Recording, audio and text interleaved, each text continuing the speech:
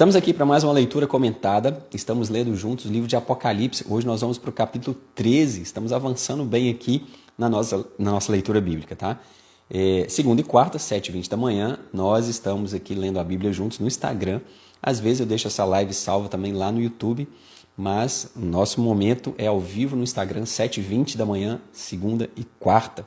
Lemos a Bíblia, fortalecemos a nossa fé, somos exortados, a gente aprende, lembrando que nós não queremos apenas conhecimento, nós queremos ser transformados pela palavra de Deus, né? Pelo Espírito Santo de Deus.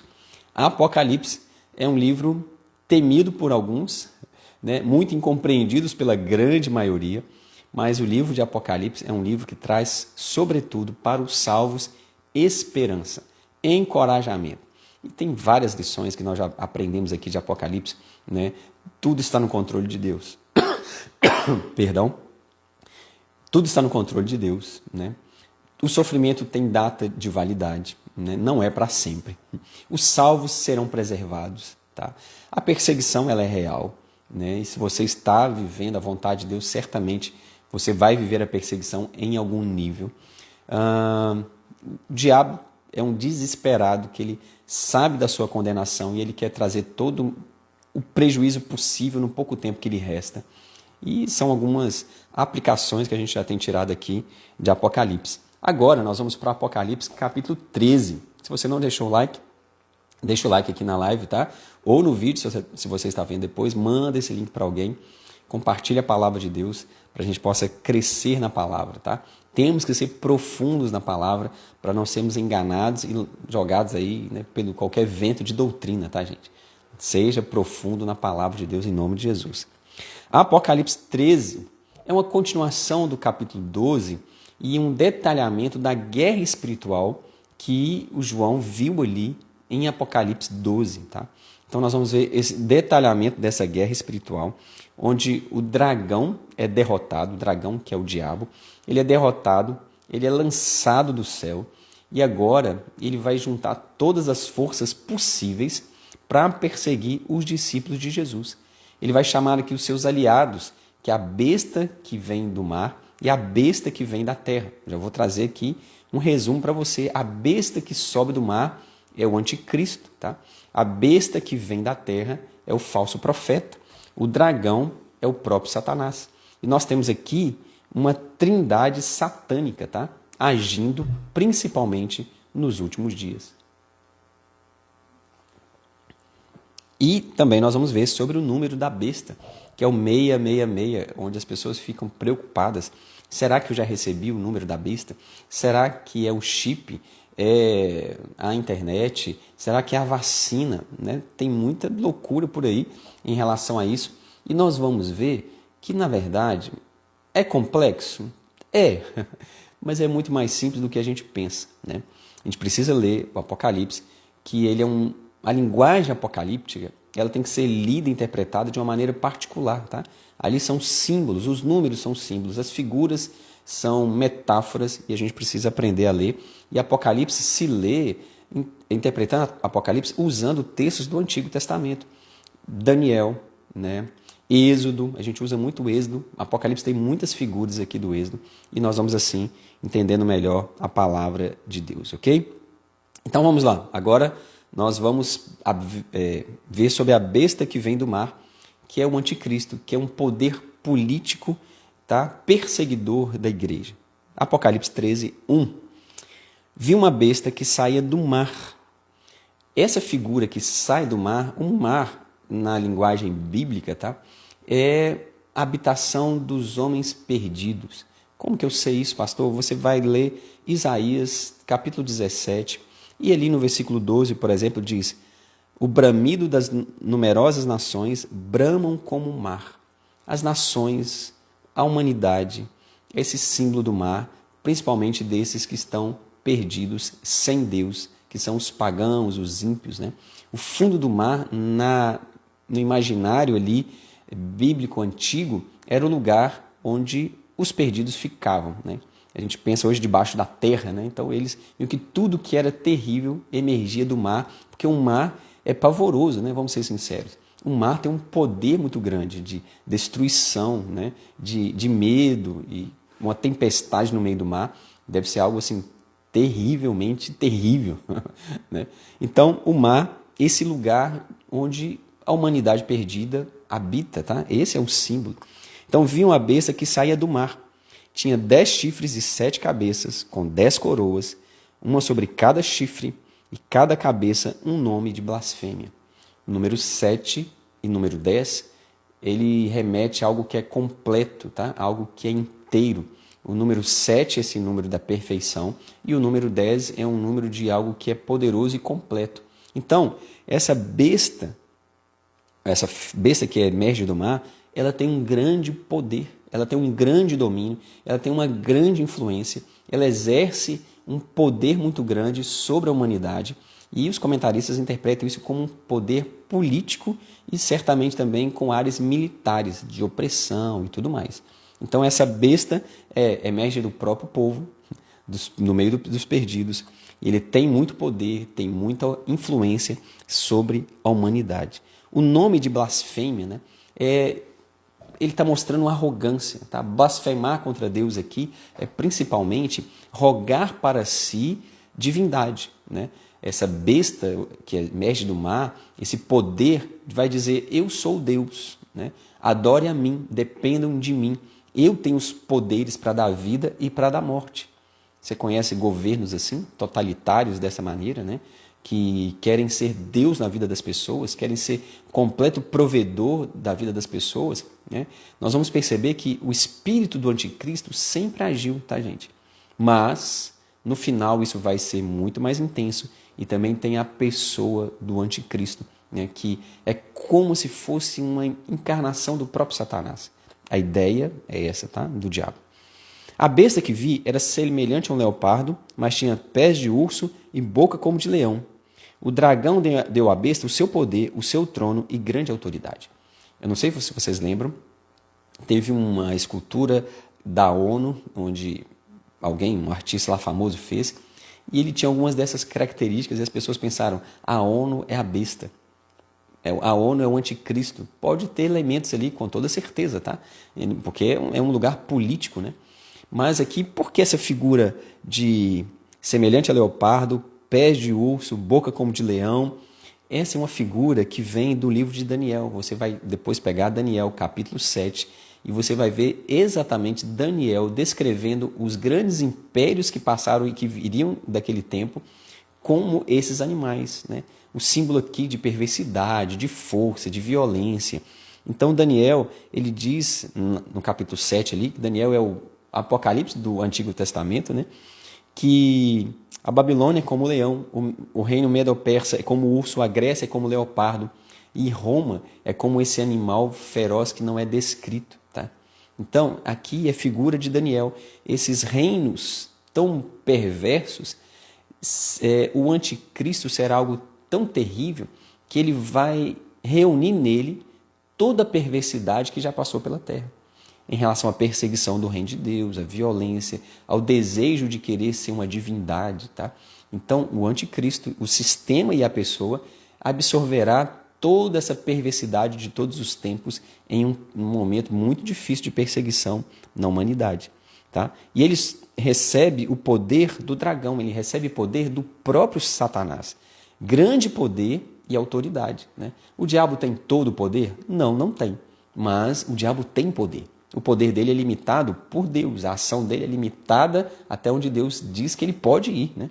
Então, essa é a besta que sobe do mar, que tem poder, que recebeu o poder de Satanás, que tem grande influência, que tem grande domínio, né? Que reúne nele toda a perversidade que já passou pela humanidade. Versículo 3. Uma das cabeças da besta parecia ter sofrido um ferimento mortal, mas o ferimento mortal foi curado. Todo mundo ficou maravilhado e seguiu a besta. Esse ferimento mortal que depois foi curado, gente, o diabo sempre vai tentar imitar Jesus, imitar o reino de Deus. O que nós temos aqui é mais uma dessas imitações. Alguns comentaristas vão chamar de paródia, que é essa ideia da morte e da ressurreição de Cristo. Eles também, a besta vai ter essa figura de que morreu, mas ressuscitou. Pastor, isso é literal? Olha, pode ser que sim. A gente não tem muita clareza sobre isso. Pode ser que uma figura lá morreu e ressuscitou, e aquilo trouxe um maravilhamento assim de todo mundo que começou a seguir a besta. Mas também existem outros pensamentos aqui. Nero, existia um mito de que Nero, imperador romano, pôs fogo em Roma, que foi terrível para os cristãos. Existia um mito que ele ia ressurgir, que ele ia ressuscitar, e isso atemorizava a igreja primitiva. Você acredita, né?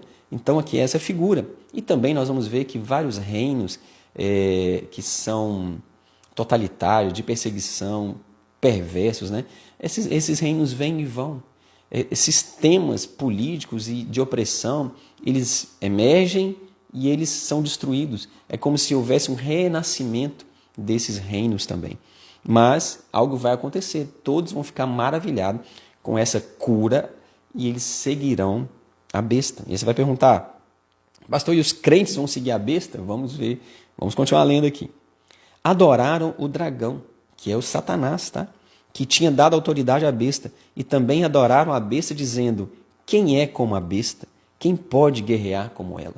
Olha só, mais uma paródia, uma tentativa de ser o próprio Deus. Essa foi a tentativa, parece que a vida do diabo o tempo todo foi essa tentativa, né, de ser como Deus. Aqui repetindo Êxodo 15, 11, que diz, quem entre os deuses é semelhante a ti, Senhor? Né? E aqui eles vão evocar para a besta quem é como a besta, quem pode guerrear como ela. Né? Essa adoração ao próprio Satanás. Né? E a besta, ela é um sistema, o anticristo é um sistema, mas também é um indivíduo. Nós temos essa dupla personalidade, tá? Vamos dizer assim. E eu queria até falar um pouco sobre isso. Deixa eu ver aqui onde que eu anotei. A besta é como um sistema que já agiu na história por diversas vezes, tá? Mas ele também é uma pessoa, é um homem da iniquidade, é o homem da blasfêmia, é o homem da iniquidade. Paulo fala sobre isso, é o pequeno chifre lá de Daniel, é o abominável homem da desolação, como o apóstolo Paulo fala, tá? É o próprio anticristo, como João fala aqui. Então, a besta é esse sistema, sim, mas também a personificação do mal em uma pessoa ali governada, sendo instrumento direto do próprio Satanás, ok? Versículo 5. A besta foi dada a boca para falar palavras arrogantes e blasfemas. E lhe foi dada autoridade para agir durante 42 meses. A besta vai receber uma liberdade de agir durante um tempo determinado.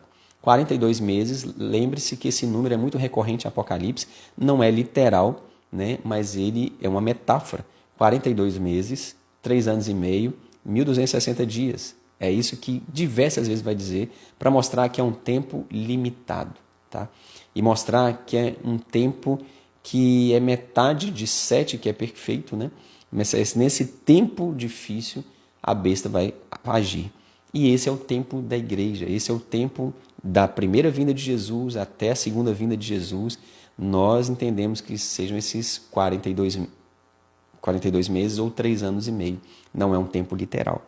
Isso mostra que ela tem um prazo para agir, mas é um prazo limitado, porque Deus está governando todas as coisas. Né? Deus é que está no governo da história. Essa blasfêmia é porque ela vai ridicularizar a adoração. Vai dizer aqui no versículo 6, ela abriu a boca para blasfemar contra Deus e o seu nome e o seu tabernáculo, os que habitam nos céus. A besta vai blasfemar contra os cristãos, que são tabernáculo de Deus, a habitação do Senhor. Né? Vai rogar para si um status de divindade, né?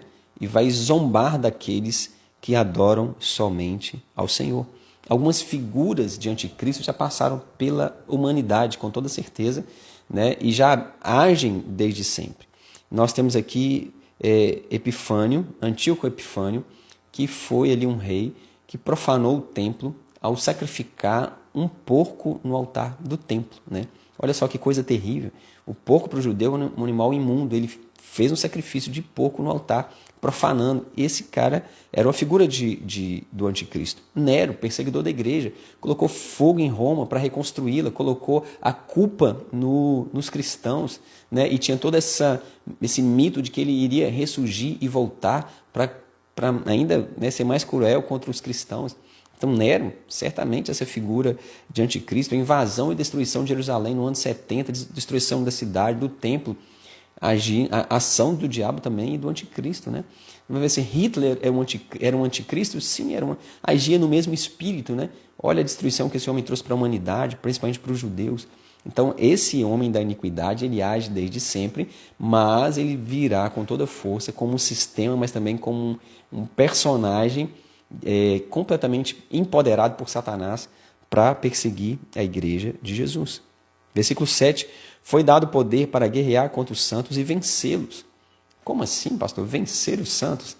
Gente, isso aqui é vencer fisicamente, através de prisões, martírios, perseguições, violência, como aconteceu já na igreja primitiva, né? Tantos mártires que nós temos por causa da perseguição. Então, foi dado o poder de guerrear contra os santos e vencê-los. Então, quer dizer que o anticristo já agiu? Já agiu, continua agindo e vai agir de forma mais intensa no final do tempo, tá? Foi-lhe dada autoridade sobre toda tribo, povo, língua e nação.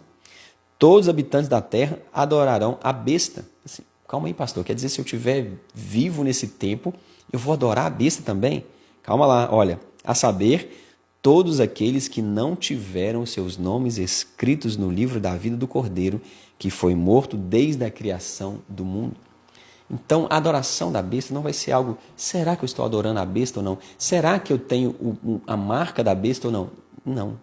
Se você é marcado pelo sangue de Jesus, você não vai adorar a besta e você não vai ter outra marca que não seja a marca de Cristo na sua vida. Essa é a certeza que nós temos, tá? Todos adorarão a besta, a saber aqueles que não tiveram seus nomes escritos no livro da vida. Ah, irmãos, a salvação, a vida eterna, o sangue de Jesus nos dá uma segurança gloriosa e inabalável. Versículo 9. Só um detalhe aqui. Não existe uma terceira via, tá, gente? Nós vamos ver aqui, principalmente nesse versículo 7 e 8, que ou você adora a Deus ou você adora Satanás. Ou você é um salvo ou você é um perdido. Ou você crê no Senhor ou já está condenado. Essa é uma verdade que a gente precisa de assimilar e entender de que lado que eu estou dessa história, né? Então, vamos lá, versículo 9. Aquele que tem ouvidos, ouça. Se alguém há de ir para o cativeiro irá. Se alguém há de ser morto à espada haverá de ser. Aqui estão a presença e a fidelidade dos santos. O que esse texto quer dizer? Gente, a igreja não é chamada para fazer revoluções. Tá? A igreja não é chamada para fazer grandes embates. A igreja é chamada para fazer ali o seu papel de resistência passiva, né? De viver o que o Senhor nos chamou para viver. Se é para morrer, a gente vai morrer. Se é para o martírio, vai ser para o martírio. Se é a espada será. A igreja, ela não entra em grandes revoluções. A igreja, ela resiste passivamente o sofrimento com a graça do Senhor Jesus, sabendo que é leve e momentânea a tribulação que vai trazer para nós um eterno peso de glória. Então aqui nós vemos a besta que emerge do mar, que é o anticristo. Agora nós vamos ver a besta que vem da terra, que é o falso profeta. A besta que vem do mar, o anticristo, é esse poder político, tá? De perseguição, que exerce grande domínio, grande opressão no poder de Satanás. O falso profeta é algo mais sutil. São filosofias, falsas religiões que vão ali seduzindo o povo, né? E traz para si a adoração e desvirtuando a verdade de Deus, né? E também levando a humanidade a adorar a besta. Esse é o sentido aqui do falso profeta. Tá? É como se ele, alguns comentários vão dizer que o falso profeta é como se fosse um simulacro do Espírito Santo que leva as pessoas a adorarem a besta ou o dragão, que é Satanás. Né? Lembra aqui que é uma trindade satânica, né? O dragão, a besta do mar e a besta da terra. Então vamos lá. Vi outra besta que saía da terra, com 2 chifres como cordeiro, mas que falava como dragão. Ele tinha aparência de cordeiro, tinha aparência de mansidão, tinha aparência de piedade, mas quando abria a boca, era um dragão. Né? Então, gente, cuidado com coisas que aparentam, né? Ah, mas fez sinais, fez milagres, desceu poder, desceu fogo do céu. Quando abre a boca, sai blasfêmia. Quando abre a boca, sai palavras demoníacas, né? Então, cuidado. Então, essa aparência de piedade é o falso profeta que fala Apocalipse 19, 20, é essa besta que emerge da terra. Tá? E ele vem para enganar as nações e levá-los a adorar a besta. Exercia toda a autoridade da primeira besta. Em nome dela, fazia a terra e seus habitantes adorarem a primeira besta, tá vendo? É como se fosse um simulacro, né, maligno do Espírito Santo levando as pessoas a adorarem a besta, cujo ferimento mortal havia sido curado, e realizava grandes sinais, chegando a fazer descer fogo do céu à vista de todos os homens. Olha só o poder que esse sistema e também essa pessoa tinha, né, de fazer sinais, de descer fogo dos céus. É o falso profeta levando as pessoas à adoração ao próprio Satanás. Tá? Versículo 14. Por causa dos sinais que lhe foram permitido realizar em nome da primeira besta, ela enganou os habitantes da terra. Ordenou-lhes que fizessem uma imagem em honra à besta, que fora ferida pela espada e contudo revivera. Fez uma imagem, lembra que isso aqui parece muito com Daniel 3, lá de Nabucodonosor, que rogou uma adoração para si, né?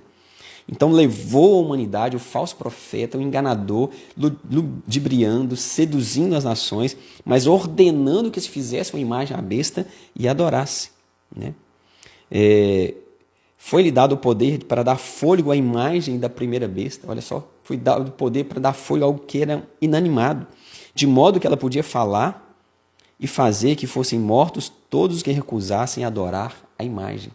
Daniel 3, né? Lá no Nabucodonosor, essa mesma imagem aqui, rogando adoração, rogando veneração, poder de divindade.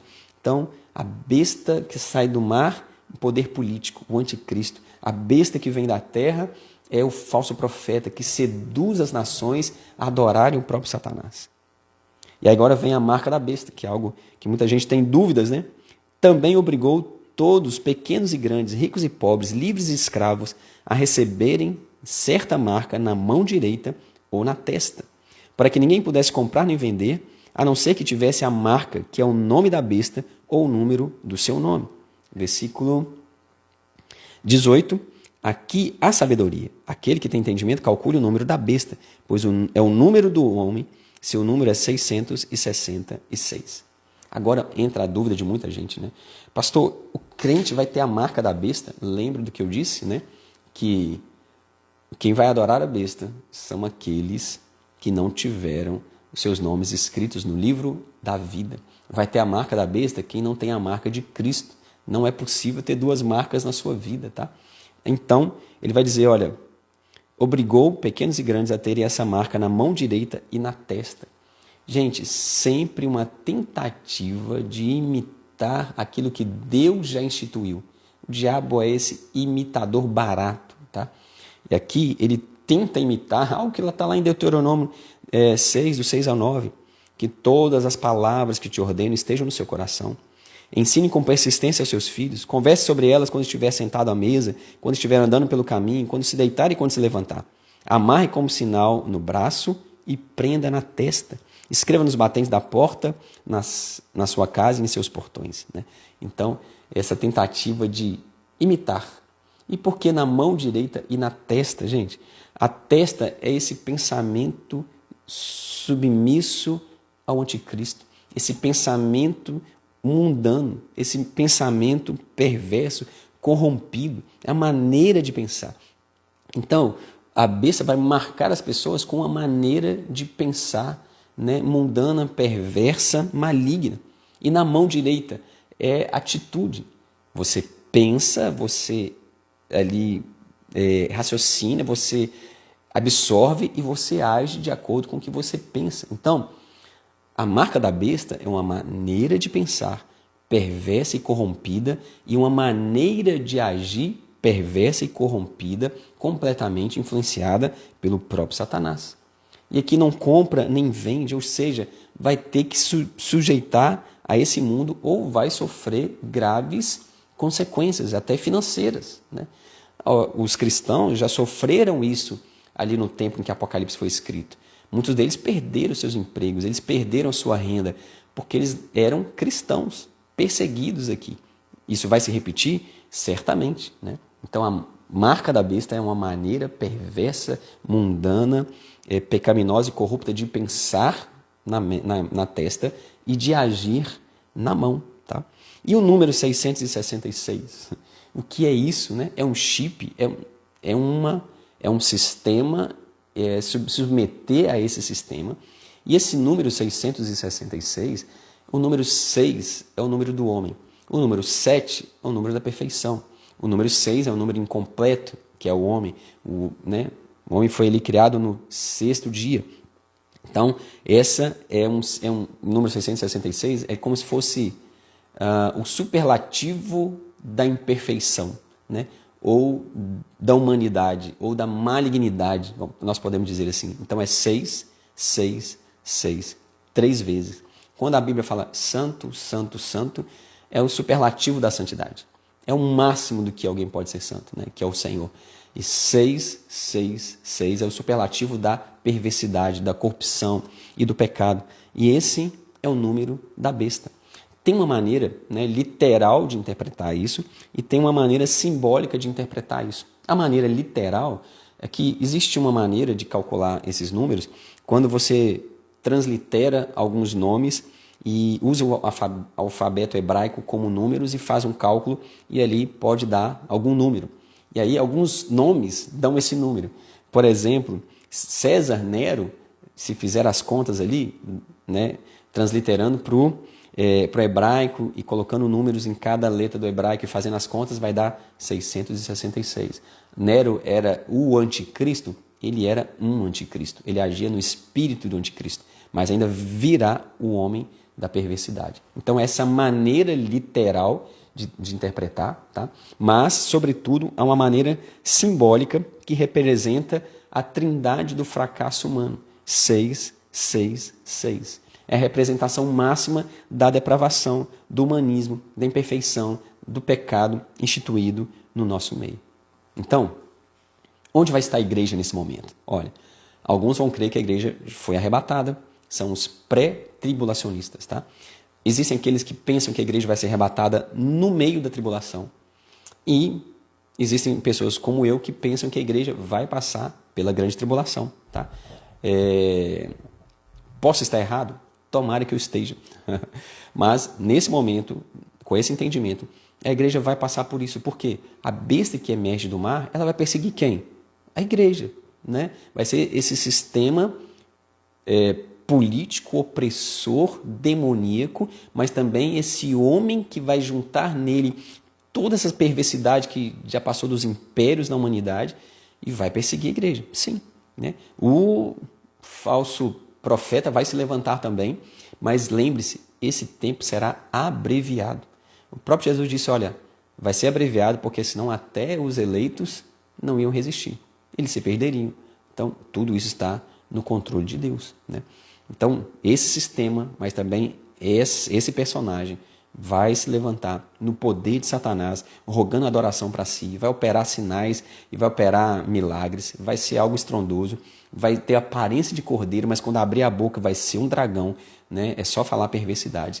E todos aqueles que não tiverem os seus nomes escritos no livro da vida do cordeiro vão adorar a besta, terão a marca da besta. Os que têm a marca do sangue de Jesus não terão essa marca, né? É uma marca ou outra, não tem como ser igual. E marca na testa, maneira perversa de pensar. Marca na mão, maneira perversa de agir. O número é um número da perversidade completa. Apocalipse 13, esse é o texto, né? E o que traz de aplicação para nós esse texto? Olha, nós precisamos entender que os sistemas políticos, filosóficos, religiosos deturpados, todos serão instrumentos de Satanás, gente.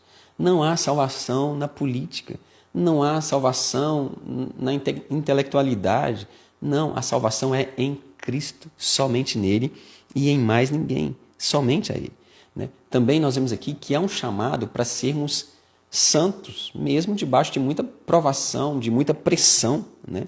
E, sobretudo, Deus está no controle de todas as coisas. 42 meses está mostrando o tempo da perseguição, o tempo que a besta vai agir, é um tempo limitado pelo próprio Deus. porque Ele vai preservar o seu povo, vai preservar a sua igreja, vai glorificar o seu nome em nós, e Ele é fiel para nos manter firmes de pé até o último dia. Esse é o nosso descanso no Senhor. Qual é a nossa atitude diante de tudo isso? Correr para Jesus, nos refugiar em Cristo, fortalecer a nossa fé, sermos fiéis até mesmo diante da morte, sabendo que nós passamos da morte para a vida. Lembra do que eu falei lá no capítulo 12? Alguém que não tem medo nem da morte, não tem medo de mais nada. E assim deve ser um cristão, não temer a morte, porque sabemos que quando nós partimos daqui, nós vamos passar da morte para a vida e viveremos eternamente com o Senhor. Essa é a nossa confiança nele, né? Então, descanse seu coração. Não fique pensando, será que eu adorei a bênção? Será que eu tenho a marca? Isso será muito consciente, tá? Ninguém vai fazer isso por engano. Vai fazer pressionado? Sim. Vai fazer coagido? Com toda certeza. Mas não sabendo o que está fazendo, isso não vai acontecer. Então, fique firme com o Senhor. Se refugie na graça do Senhor. E Ele vai nos preservar e preservar a sua igreja até o fim. Porque todo mal, toda perversidade, toda perseguição, ela tem um prazo de validade. E o Senhor vai nos preservar nesses dias. Amém? Oremos. Pai querido, Deus Santo, aqui nós estamos diante da sua palavra.